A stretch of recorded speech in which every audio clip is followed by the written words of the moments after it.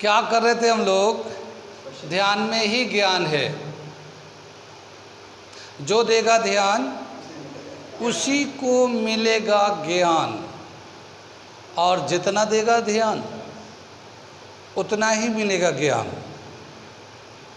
थोड़ा ध्यान थोड़ा ज्ञान, ज़्यादा ध्यान ज़्यादा ज्ञान, क्योंकि ध्यान में ही ज्ञान है। मैं साबिर अली और आप देख रहे हैं ILC से अली क्लासेस, और हम लोग कर रहे हैं इलेक्ट्रिसिटी का न्यूमेरिकल्स। ठीक है ना, आगे चलते हैं हम लोग। अगला क्वेश्चन ये कर रहे हैं हम लोग। ये देखिए सवाल कितना अच्छा है ये। A wire has a resistance of 16 ओम। ठीक है ना, it is melted and drawn into a wire of half of its length. इस वायर को मेल्ट किया और इसके बाद दोबारा से दूसरा वायर बनाया, मगर वो वायर पहले वायर का आधा था। ये जो नया वायर बनाया है ये पहले वाले वायर के रेस्पेक्ट में हाफ लेंथ का है। ठीक है, calculate the resistance of the new wire. नए वाले वायर का रेजिस्टेंस कितना होगा, and what is it's percentage change in its resistance. Percentage change कितना हुआ रेजिस्टेंस में। कितनी बात सुन में ही। इनका हम लोगों ने थ्योरी क्लास में बता रखा एक फार्मूला। मैं उस फार्मूले से पहले करा रहा हूँ, फिर बाद में मैं उसको पूरे कंप्लीट कर देता हूँ।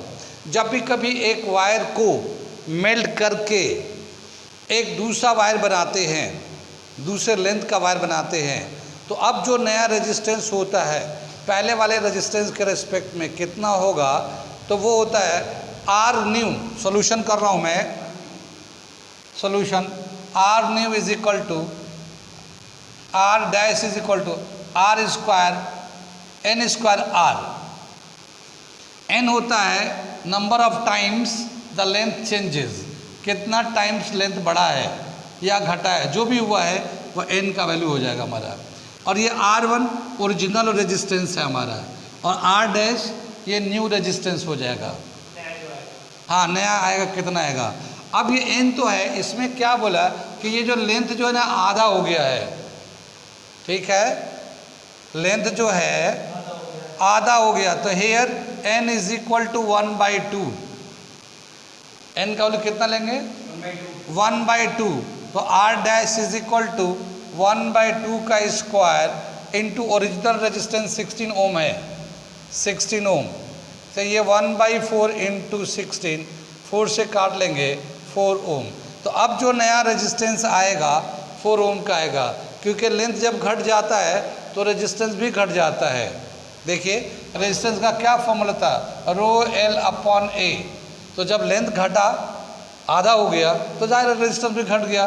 तो पहले रेजिस्टेंस 16 था, अब आधा हुआ तो 4 हो गया। कितनी बात सुने। तो ये एक हमारा शॉर्टकट फार्मूला है। जब लेंथ को जितना टाइम बढ़ा दे घटा दे वो n का वैल्यू उतना लेंगे। जैसे यहाँ पे n का वैल्यू बोला गया कि जो नया वाला वायर है ओरिजिनल वायर का हाफ लेंथ का हो गया, तो n का वैल्यू हमने हाफ ले लिया और यहाँ यूज़ कर दिया। कितनी बात सुन में। ये तो हमारा एक फार्मूला है और इसी फार्मूले से आपको भी करना है। ठीक है, इसी फार्मूले से आपको भी करना है।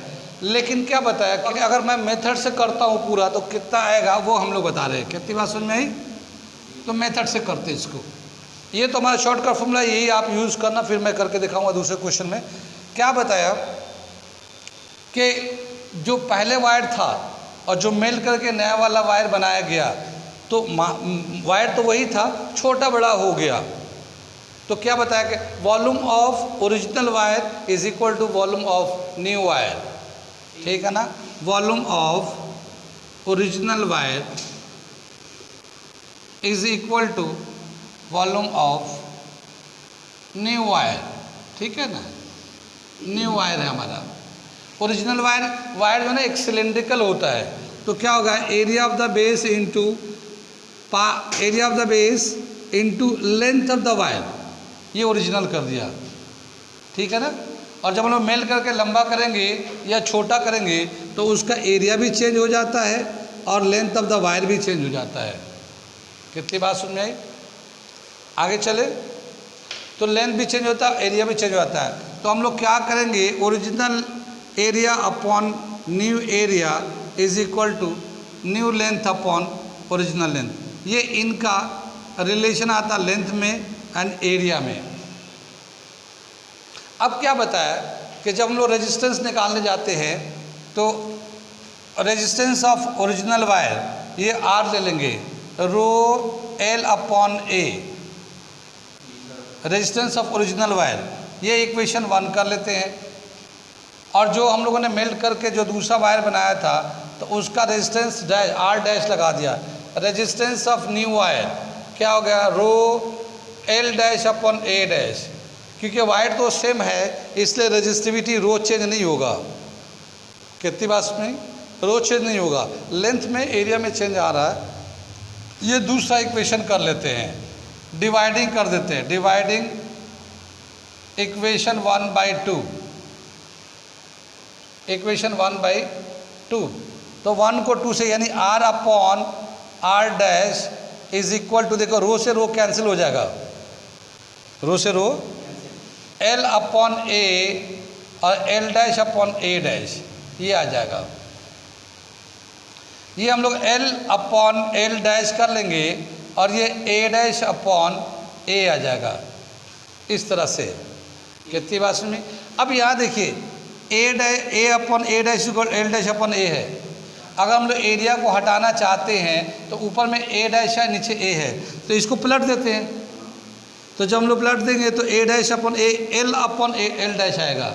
तो इससे हम लोग रिप्लेस देते हैं और क्या लेते हैं, R upon R dash is equal to L upon L dash तो था ही था, और इसको हम लोग ले लेंगे L अपॉन L डैश। देख लीजिए इसको उलट देंगे तो ये L अपॉन L डैश आ जाएगा, ठीक है ना। तो उसको क्या आ जाएगा, L square upon L dash square, R upon R dash equal to L square upon L dash square. इसको हम लोग कॉमन स्क्वायर कर लेते हैं, ठीक है ना। R upon R dash is equal to L upon L dash का कॉमन स्क्वायर कर लिया, ठीक है।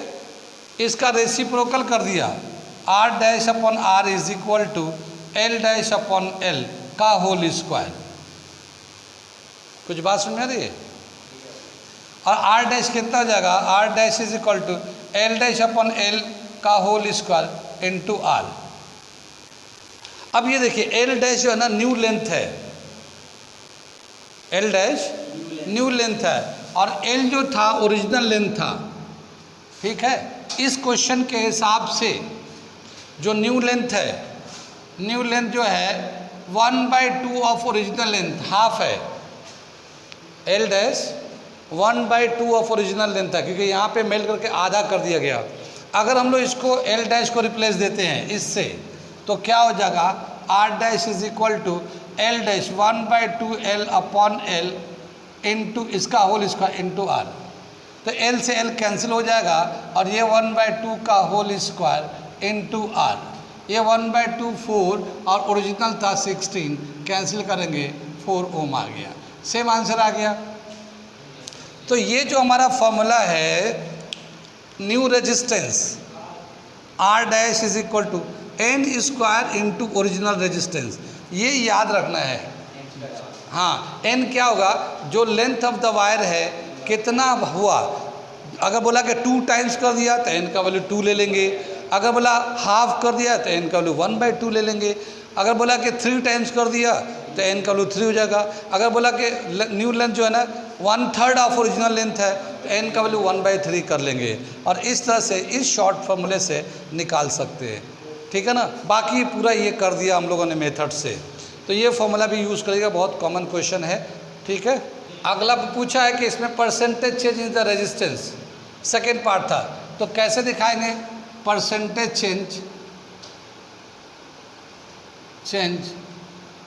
इन रेजिस्टेंस, ठीक है ना। तो ये ओरिजिनल रेजिस्टेंस लेंगे माइनस फाइनल रेजिस्टेंस लेंगे अपॉन ओरिजिनल रेजिस्टेंस लेंगे इंटू 100% कर देंगे। ओरिजिनल रेजिस्टेंस कितना था, 16 था, न्यू रेजिस्टेंस कितना है 4, ओरिजिनल 16, 100%, ये 12/16 हो जाएगा 100%, ये 3/4 हो जाएगा, 4 से काटेंगे 25, यानी 75% जो है ना उसका रेजिस्टेंस डिक्रीज कर गया। वैसे हम लोग इसको R' minus final resistance minus initial resistance करते हैं, ठीक है ना। तो क्या लिखेंगे, रेजिस्टेंस डिक्रीजेज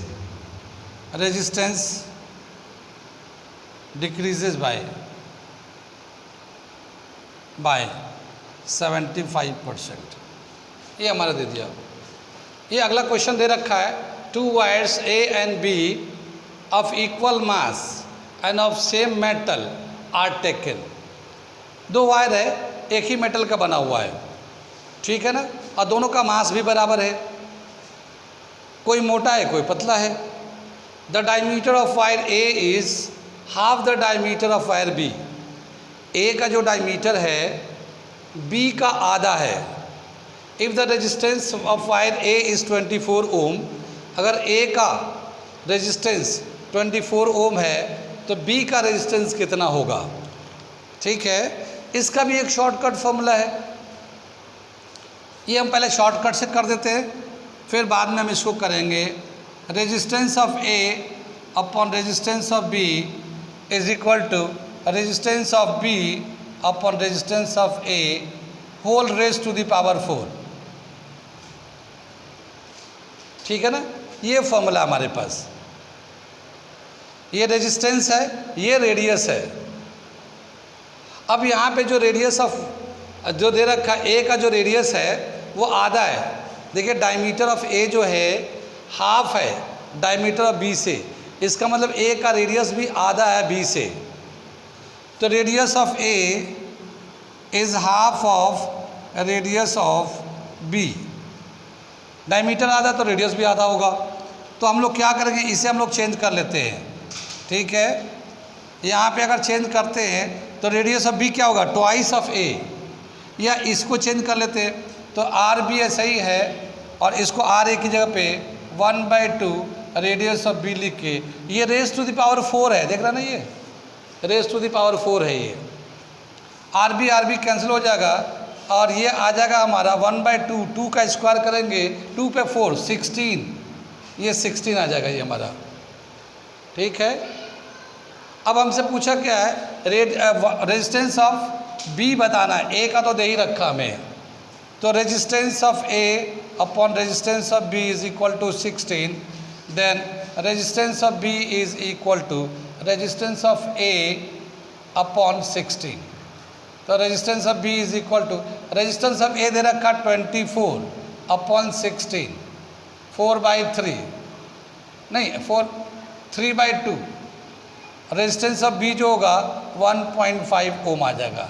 ये फॉर्मूला हो गया, इसका आंसर हो गया। लेकिन ये फॉर्मूला है, इसको हम लोग करके दिखाएंगे कैसे पूरा आता है, लेकिन मेन शॉर्ट फॉर्मूला ये है हमारा।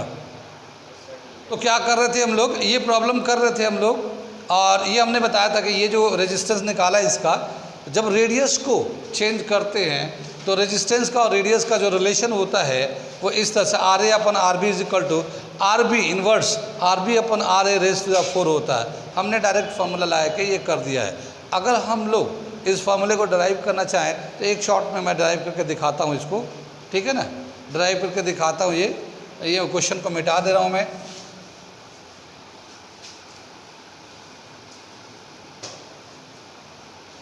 जब भी कभी वायर को हम लोग वो स्ट्रेच करेंगे तो क्या होगा, उसका वॉल्यूम रिमेन सेम व्हेन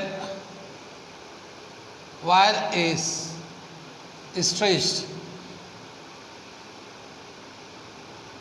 ठीक है ना, स्ट्रेच करते हैं वॉल्यूम रिमेन सेम,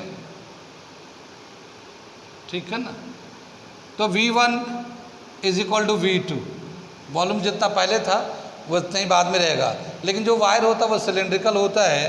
तो area A1 L1 is equal to area A2 L2, area change हो गया, लेंथ चेंज हो गया, ठीक है। और ये A1 upon A2 is equal to L2 upon L1, ये इस तरह से रिलेशन आ जाता है। अब हम लोग रेजिस्टेंस निकालते हैं, पहले में रेजिस्टेंस कितना था और दूसरे में रेजिस्टेंस कितना था, R1 अपॉन R2। तो ये जो रहता है रो L1 A1 upon rho L2 A2, रो से रो कैंसिल हो जाता है और ये A1 A2 upon A1 into L1 upon L2 आ जाता है। ठीक है ना, इस तरह से हमारा एक एरिया का और लेंथ का रिलेशन आने लगता है। अब हम लोग अगर रेडियस में चेंज करना चाहते हैं तो लेंथ को चेंज कर देंगे। यहाँ पे देखिए L2 अपन L1 है, वहाँ L1 अपन L2 है, तो इसको उलट देते हैं तो क्या आ जाएगा A2 upon A1 is equal to L1 upon L2, ये हमने उलट दिया इसको। अब हम लोग क्या करते हैं, L1 अपन L2 को हटाकर A2 अपन A1 लिख देते हैं, तो R1 अपन R2, ये A2 पहले से था A2 अपन A1 और फिर इससे भी A2 अपन A1 आ गया, ये हो गया A2 अपॉन A1 का होल स्क्वायर।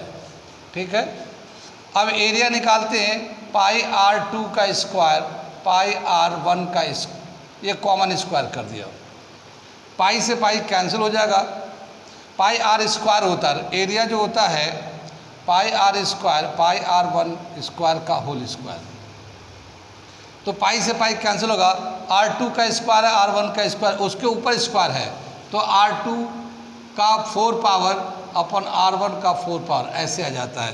तो ये रेजिस्टेंस का इन्वर्सली, R1 ऊपर है R1 नीचे है, ये रेजिस्टेंस का inversely raise to the power 4 होता है।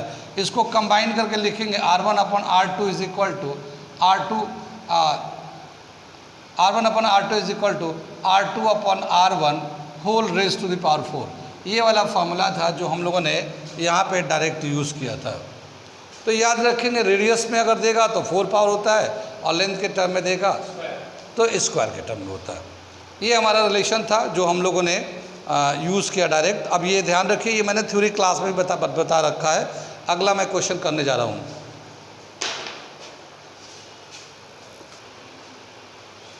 आगे ये हम लोग एक क्वेश्चन करने जा रहे हैं, देखते क्या है, उसके बाद मैं समझाता हूँ। A copper wire has a resistance of 10 ohm and an area of cross section 1 mm square. A potential difference of 10 volt exists across the wire. Calculate the drift speed of electrons if the number of electrons per cubic meter in copper is 8 into 10 to the power 28 electrons. एक copper wire है, उस wire का जो resistance है 10 ओम है, उस wire पे 10 volt का पोटेंशियल लगाया गया है।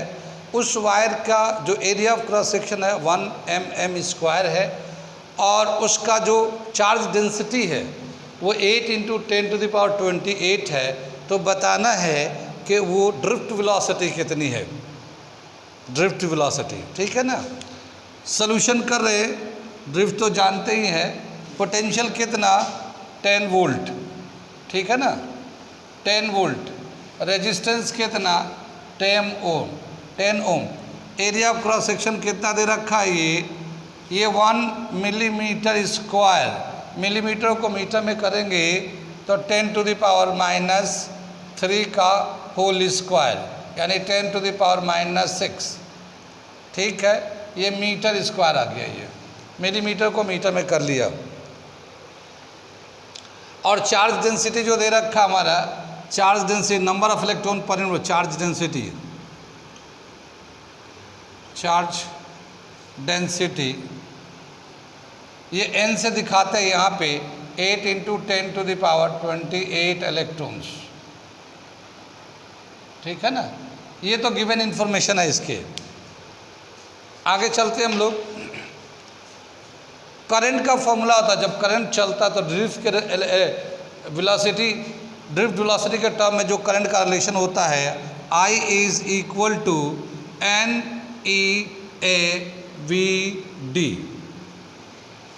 ये N है number of electron per unit volume, जो इतना दे रखा चार्ज डेंसिटी, ये चार्ज ऑफ 1 इलेक्ट्रॉन है, ये area of cross section of wire है और V वेलोसिटी ड्रिफ्ट वेलोसिटी है। ठीक है ना, कहती बात सुन भाई। यहाँ पे देखते हैं, यहाँ दिख रहा पीछे वाले बच्चों को, ठीक है।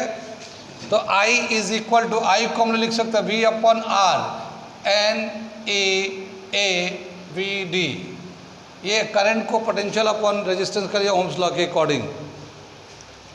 ड्रिफ्ट वेलोसिटी का फॉर्मूला आ जाएगा हमारे पास v upon r n e a।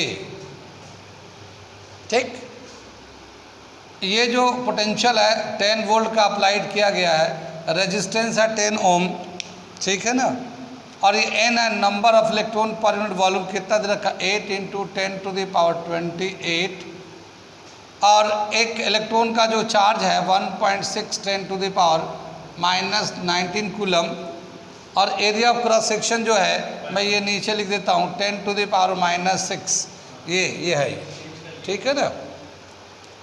अब देखिए नीचे में माइनस वाले पावर कितना हो जाएगा, -19 -6 -25, और ये प्लस में 28 है, यानी प्लस का 3 बच जाएगा। अब ये 0 से ऊपर का 0 काट देते हैं तो ये बचेगा 1/8 × 1.6 10⁻3, इतना वैल्यू बचेगा हमारा। आगे चलें हम लोग, ये 10⁻3 तो एज इट इज़ ऊपर ले जाते हैं, माइनस में चला जाएगा, ठीक है ना, 10⁻³ हो जाएगा, और ये डेसिमल था ना तो इसका 10 ऊपर कर लिया, और ये 8 × 16 ऐसे आ गया ये, ठीक है। इसको अगर डिवाइड करते हैं तो यहाँ बहुत छोटा पड़ जाएगा, तो एक 0 और लेके पहले मैं इसको सिंप्लीफाई कर लेता हूँ, ठीक है ना। 2 5 2 8, ठीक है। ये क्वेश्चन को मैं मिटा लेते हैं यहाँ से, थोड़ा कैलकुलेशन यहाँ कर लेते हैं हम लोग।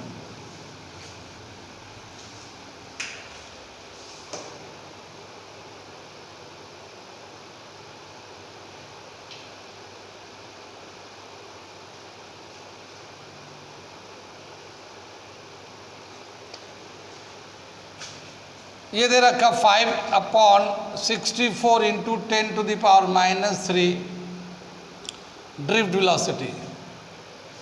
अगर हम इसे चाहें तो 50/64 10⁻⁻4 कर लिया हमने, 10 से मल्टीप्लाई 10 से डिवाइड कर दिया, ये मीटर पर सेकंड के टर्म में आएगा, ठीक है। और अगर हम इसको डिवाइड करते हैं तो ये 0.78 आ जाएगा, 10⁻⁻4 मीटर पर सेकेंड, ठीक है।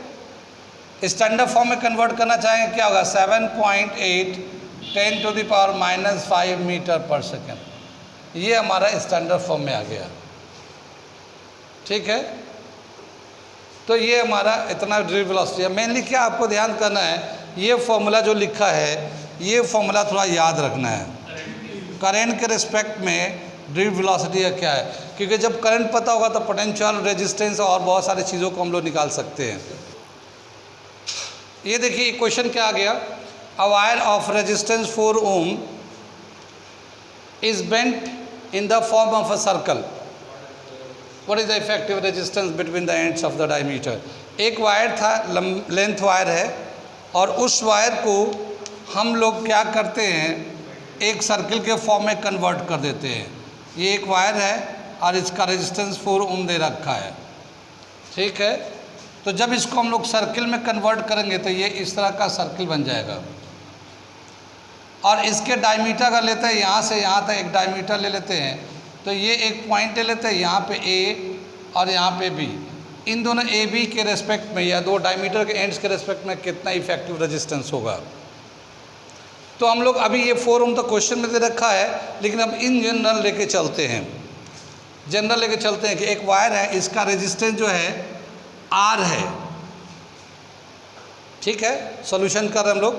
जब ये इस तरह से रिंग के फॉर्म में कन्वर्ट करेंगे तो उस पूरे सरकमफ्रेंस का रेजिस्टेंस आर है, लेकिन जब इस डायमीटर के अलोंग लेंगे तो इधर आधा लेंथ ऊपर चला जाएगा, आधा लेंथ नीचे आ जाएगा, तो रेजिस्टेंस भी आधा आधा हो जाएंगे, क्योंकि रेजिस्टेंस लेंथ से डायरेक्टली प्रोपोर्शनल होते हैं। तो यहाँ पे r/2 हो जाएगा और ये भी r/2 हो जाएगा, आधा आधा बढ़ गया। अब क्या हुआ कि ये ऊपर में एक रेजिस्टेंस ऐसे और ये एक ऐसे आ जाएगा, इस तरह से r/2 ऊपर भी, r/2 नीचे भी, और ये दोनों पैरेलल में कनेक्ट है। इक्वल रेजिस्टेंस जब पैरेलल में कनेक्ट होते हैं तो उसका इक्विवेलेंट रेजिस्टेंस R/N निकालते हैं। तो इसका जो इक्विवेलेंट रेजिस्टेंस होगा, equivalent resistance is equal to R'/N ले लिया। R' मतलब इसका कितना वैल्यू है, R' इसको लिख लिया। तो ये R' जो है R/2 है, और ऐसे दो रजिस्टर ये पैरेलल में है, ये 2 हो गया।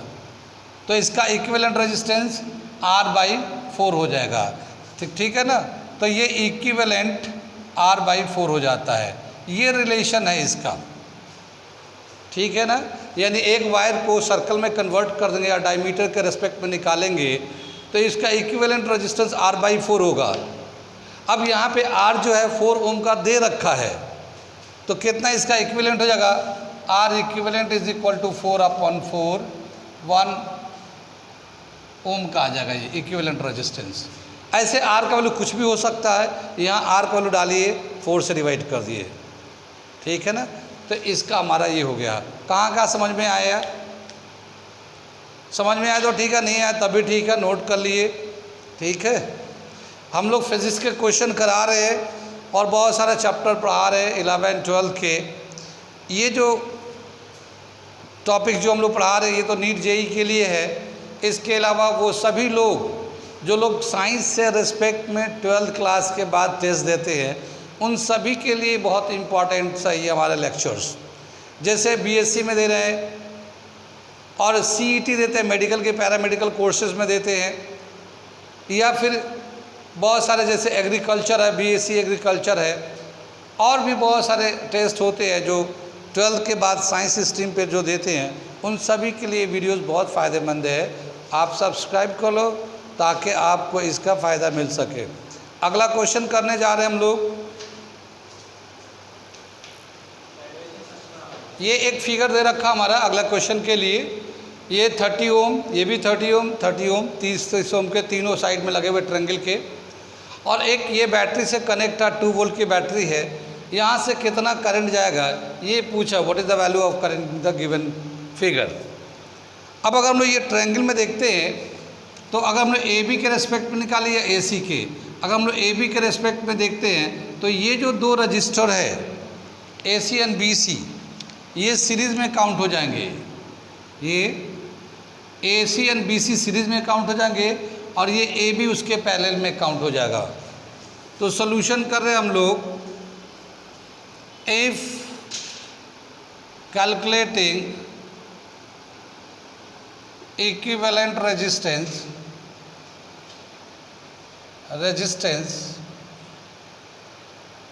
with respect to AB, then AC and BC registers are in series and AB is in parallel। ठीक है ना, ये दोनों सीरीज में होगा और ये पैरेलल में होगा। Then its equivalent resistance, then it's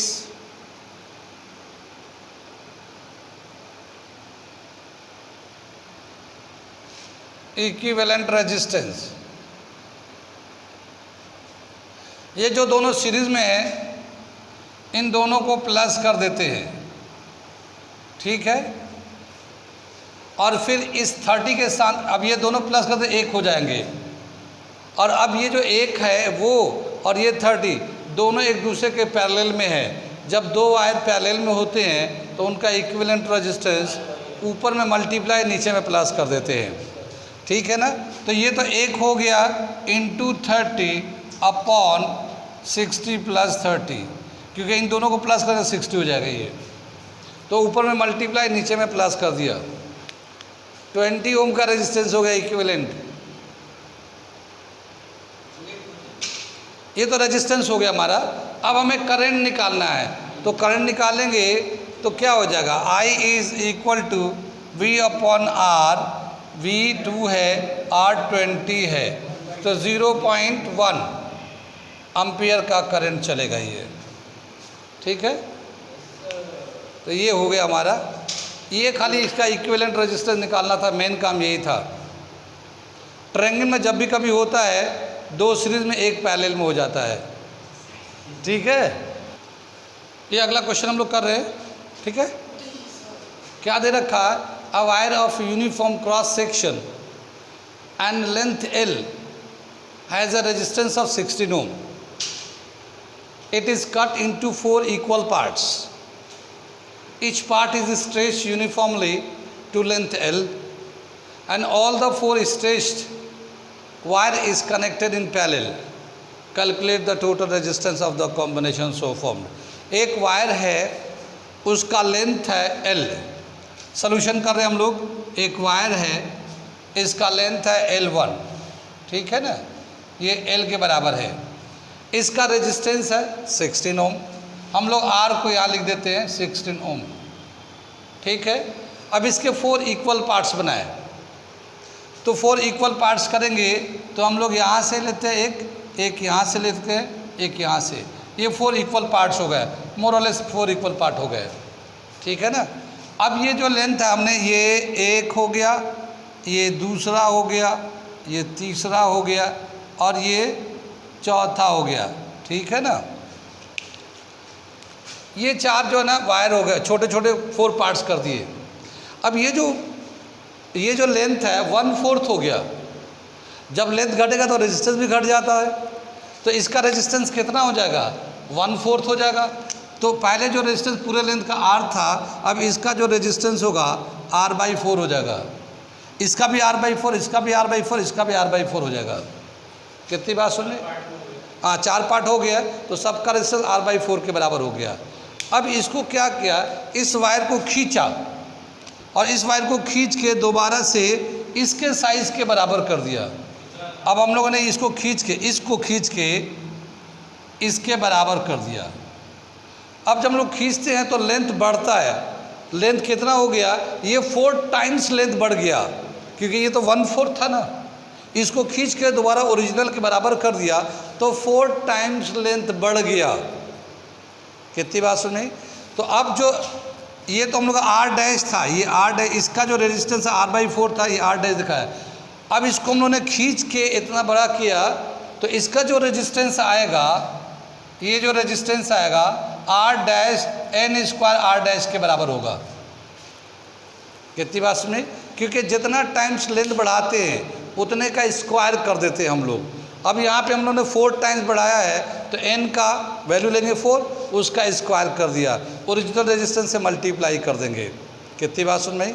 ये नया रेजिस्टेंस इसका हो गया, इस वाले का रेजिस्टेंस हो गया। कितनी बात सुन में? आगे चले और ऐसे चारों को इतना ही बड़ा किया, चारों को इतना ही बड़ा किया और चारों को पैरेलल में कनेक्ट कर दिया, चारों को पैरेलल में। तो ये देखिए, ये उसके बाद वाला, ये उसके बाद वाला और ये उसके बाद वाला, और ये चारों पैरेलल में कनेक्ट हो गए। कितनी बात सुन में? जब 4 रेजिस्टेंस इक्वल पैरेलल में कनेक्ट होते तो उसका इक्विवेलेंट रेजिस्टेंस कितना होता है, R/N। तो हम लोग R⋯' ले लेते हैं और R⋯' का 4 आ जाएगा, ये N आ गया, ये N मतलब 4 आ जाएगा। यहाँ पे हम लोग 4 ले लेते हैं, नंबर ले लेते हैं। कितनी बात सुन में? आगे चले तो ये क्वेश्चन दे रखा है कि एक लेंथ था, उसका रेजिस्टेंस जितना भी है 16 दे रखा है, उसके 4 इक्वल पार्ट्स किए गए, ये 4 इक्वल पार्ट्स किए, हर एक पार्ट का रेजिस्टेंस R/4 हो जाएगा। अब ये जो R' दिखा रहे हैं इसको स्ट्रेच करके फिर ओरिजिनल के बराबर कर दिया। ओरिजिनल के बराबर करने के बाद चारों को पैरेलल में कनेक्ट कर दिया। तो बताना कि अब R333 कितना है, ट्रिपल जो डैश लगाया गया ये कितना होगा। क्वेश्चन समझ में आ गया ना? मैं स्ट्रक्चर बना दिया, इस क्वेश्चन को मिटा देते हैं और इससे मैं करके दिखाता हूँ। कितनी बात समझ में आई?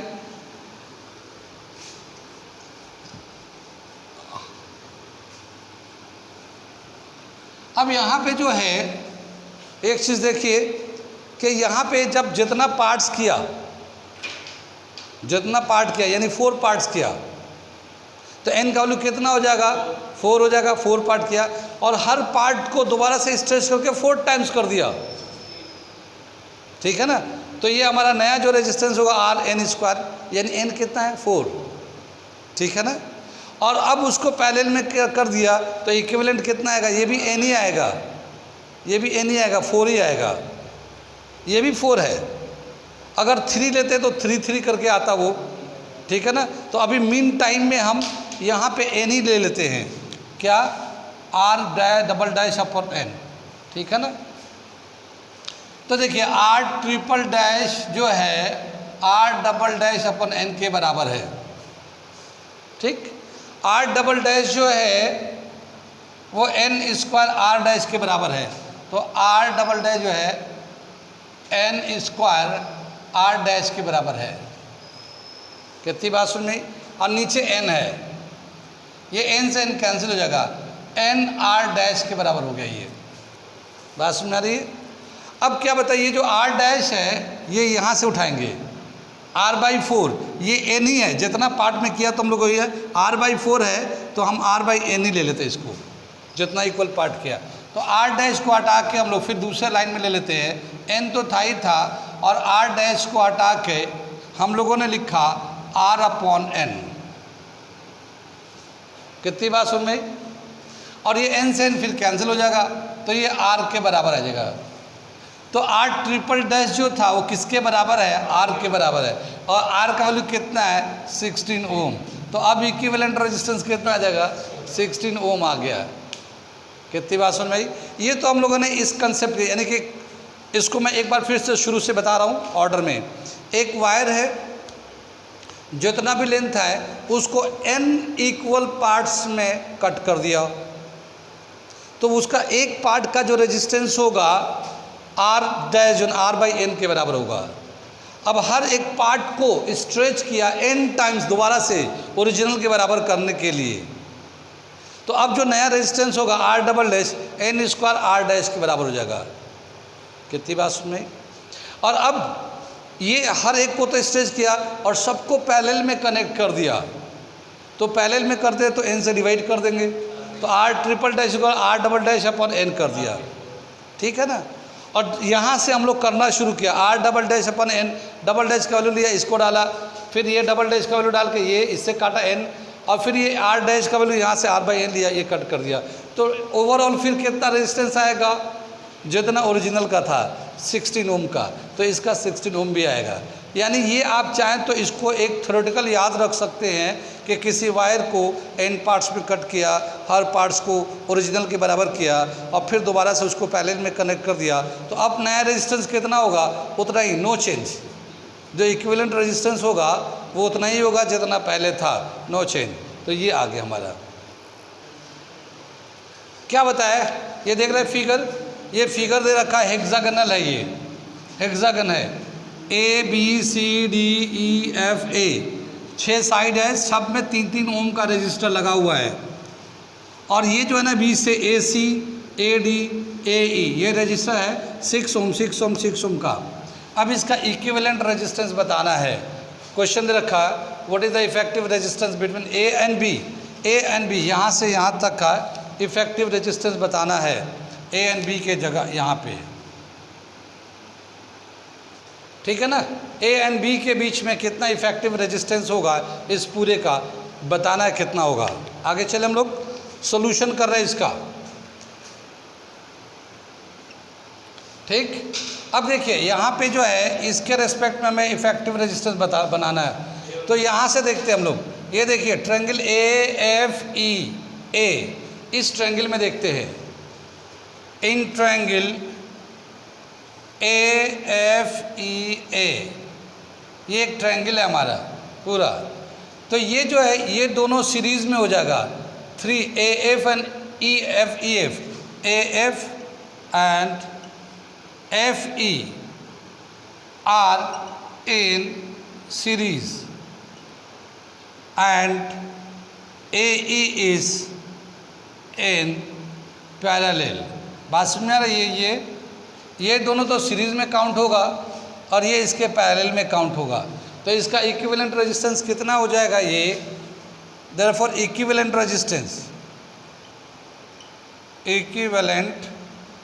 रेजिस्टेंस R1 ले लेते हैं, क्या आ जाएगा, जो सीरीज़ में है AF और FE, इन दोनों को तो सीरीज़ में था तो हमने प्लस कर लिया, ठीक है ना। और अब ये दोनों का जो एक हो जाएगा वो, और ये 6 है वो, दोनों पैरेलल में होगा। जब दोनों के पैरेलल में होगा तो उनको ऊपर में मल्टीप्लाई और नीचे में प्लस कर लेंगे, AF plus FE plus AE। कुछ समझ में आता है? तो यहाँ पे होगा, देखो ये सीरीज वाला 3 + 3 इंटू 6 अपॉन 3 + 3 ब्रैकेट प्लस 6, ठीक है। ये 6 इंटू 6 और ये 6 12, ये ऐसे आ जाएगा, 12 आ गया। ये 1/2 और ये फिर 3, 2 से काटेंगे 3 आ जाएगा।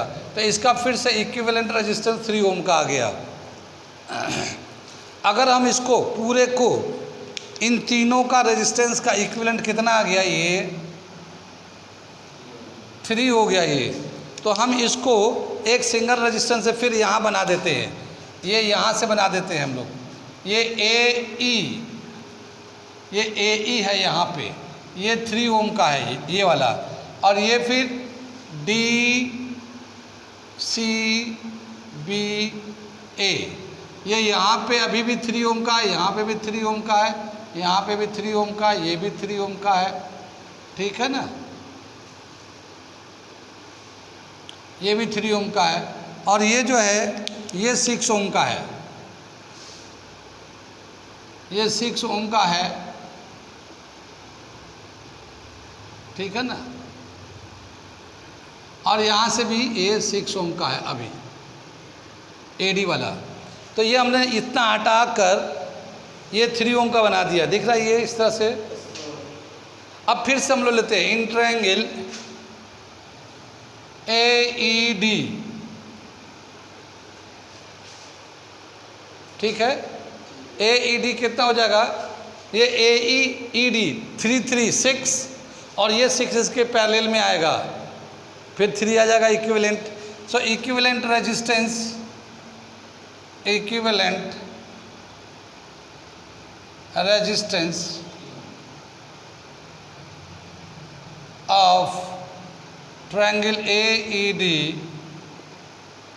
is equal to R2 is equal to 3 ohm. Same ऐसे ही करा, इसको सीरीज में है AF AED और ये पैरेलल में आ गया, तो इसका फिर इन दोनों को मिलाकर यहाँ से 3 ओम आ गया। ये कितनी बात समझ में? अब चलते फिर यहाँ से, तो क्या आ जाएगा, ये एक A, यहाँ पे D चला गया, ये 3 आ गया, तो क्या आ जाएगा, इसको हम लोग देखो AB और ये 3 ओम का हो गया D, और ये C यहाँ पे है, और ये यहाँ पे 3 ओम का आ गया, और ये 3 ओम का आ गया, ठीक है ना। और ये हमने D ले लिया है, ये 3 ओम का है, और ये जो है एक 6 ओम का है, यहाँ पे D है। बात समझ में आ रही है? ये E खत्म हो गया, D से शुरू हुआ, तो ये AD और ये CBE ऐसे आ गया। अब ट्रायंगल लेंगे ADC, इसका इक्विवेलेंट कितना आ जाएगा, इसका भी 3 आएगा। The equivalent of triangle ADC is R3 3 ओम, इसको R3 से दिखा रहे हैं, ठीक है। अब क्या दे रखा है इसका अगला स्टेप, ACB आ जाएगा अब, ठीक है। तो ये A यहाँ पे 3 ओम का है, ये B ये 3 ओम का है, ये C और ये हमारा आया 3 ओम का, ये भी आ गया, इसका इक्विवेलेंट 3 ओम का आया है ये। इन दोनों को मिलाकर ये पूरा ये ACD ये 3 ओम का आ गया यहाँ से। अब देखो हमें AB के रेस्पेक्ट में लेना है ना, तो ये और AC और BC दोनों सीरीज में काउंट करेंगे, ठीक है। So in triangle ACB AC and BC are in series while AB is in parallel। ठीक है, तो जब ये दोनों सीरीज में है तो 3 + 3 × 3/3 + 3 + 3। सीरीज वाला तो प्लस किया ही है, लेकिन इनको इसके साथ लेके पैरेलल में तो ऊपर में मल्टीप्लाई, नीचे में प्लस कर दिया। तो ये हो जाएगा 6 × 3/9 और ये 3 आ गया, ये 2, तो फाइनली 2 ओम का आ गया। कितनी बात सुन में, तो इस पूरे का इक्विवेलेंट रेजिस्टेंस आएगा 2 ओम। ये इसमें डायग्राम से बनेगा तो आसानी से समझ में आ जाएगा।